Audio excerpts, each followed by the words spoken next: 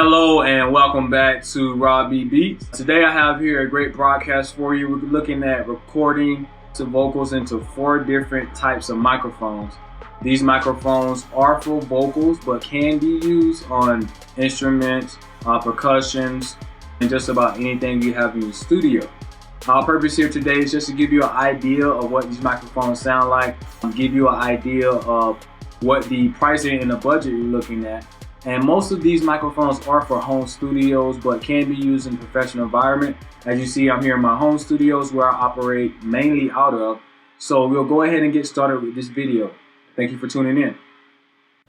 Hello, this is Keandra, and we'll be testing the microphone for Rode NT1A, Sterling Audio ST51, Audio Technica AT2020, MXL 990. The microphone that I'm currently speaking into is Rode NT1A.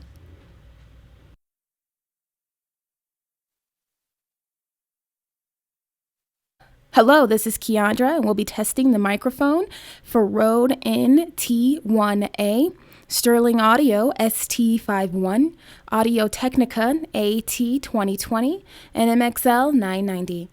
The microphone I am currently speaking into is Sterling Audio ST51.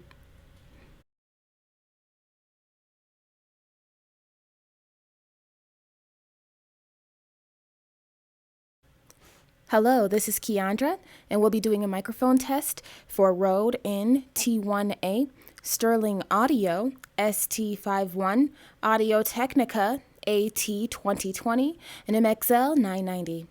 The microphone I am currently speaking into is Audio Technica AT2020. Hello, this is Keandra, and we'll be testing the microphone for Rode NT1A, Sterling Audio ST51, Audio Technica AT2020, and MXL 990. The microphone I am currently speaking into is MXL 990.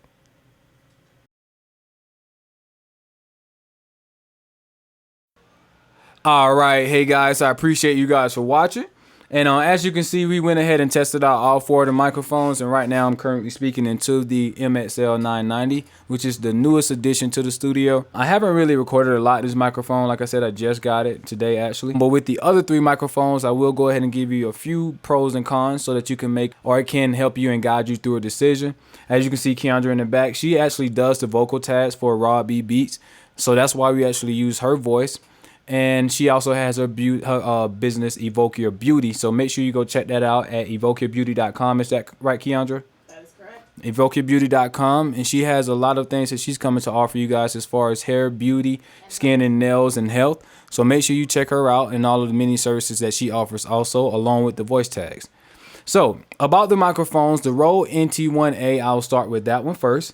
I have some great things to say about that microphone. It is the most realistic sounding microphone for my studio. It actually gives the most natural sound. I don't have anything bad to say about it. All of the microphones do have I guess you would say, high sibilance, or the higher frequencies. They actually push the higher frequencies in most microphones. With the Rode NT1A, I didn't really find that a problem. And when I actually mixed vocals with my mixing sessions, and whether it was a voice tag or actually one of the artists that I work with, we were doing her new album, Cash and Checks. You can check her out on my website also. That microphone sounded the most realistic. I didn't have too many issues with the high sibilance or high frequencies. The next microphone that we tested out was the ST51. That microphone is a large condenser microphone, as well as the Rode NT1A. And that microphone has been pretty on point. It cost me about $60, I think it was on sale. It does give the wide dynamic range for the vocals, so you actually going to capture everything that you need. The only flaw I would talk about in the ST51 is there is a little bit more low end, and it picks up everything. So as far as you opening and closing your mouth, I've had some vocals being picked up there. So it does pick up a little bit more in the low end that I would prefer. But of course, you can go ahead and EQ and push that out when you're doing your mixing and mastering.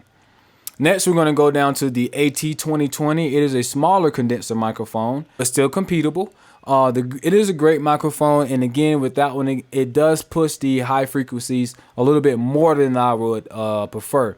So I do have to DS a lot more with that microphone. So I don't use it as much as I used to, but it's still a great microphone for rap vocals. I wouldn't recommend it a lot for singing vocals, but it is a great rapping or hip hop or maybe an instrument microphone. The AT2020 does provide more so of a thinner sound, I would say, of course, because of the condenser in the microphone. So I do prefer the other microphones that I use more so than the AT2020, but it's still a great mic. And that runs so about $99 for the rate. And lastly, of course, like I said, the MXL 990, which I just purchased today. And what I can say about this microphone so far, it sounds great. Even Keandra agrees that it sounds really good. The high frequency isn't as bad. Actually, I really don't hear a lot of it at all. As far as the low end, the microphone does have the switch to cut off the low end. And then I can go ahead and push the low end back in. You can get that lower bassy tone if you're looking for that. This microphone also has the pad cutoff where it cuts about 10 decibels from the frequency that you're currently speaking into the microphone. Not the frequency, I'm sorry, but the gain that you're speaking into the microphone. So right now it is at 0 decibels, or we can cut down to 10 decibels. And that's all within that microphone. So I think I'm going to like this one a lot because it has more features on the microphone before I get into my in the box. And before I actually go in the box, I would like to let you guys know when you're going to purchase these microphones, this is not just my complete setup. I'm actually plugged into a PreSonus studio channel preamp. So I actually am powering the 48 volts from my PreSonus preamp. It has a little bit of compression and an EQ on it also. So it is a great preamp that I use for majority of my vocals when I'm in the studio. It actually gives me the professional sound that I look for. So it's not just going into my interface, which I have a Focusrite Pro 14. I'm not even using that preamp. I'm using the PreSonus studio channel preamp. So make sure if you're going to power your microphone, get a good preamp that actually enhances the signal and it actually gives you the vocals you may be looking for. As far as the microphones, I didn't want to say too much more on them because I would like for you guys to actually go out and purchase them to get a bigger test.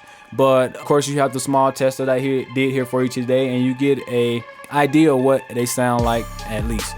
I thank you guys for watching, and look more from us coming from the studio. Have a great one.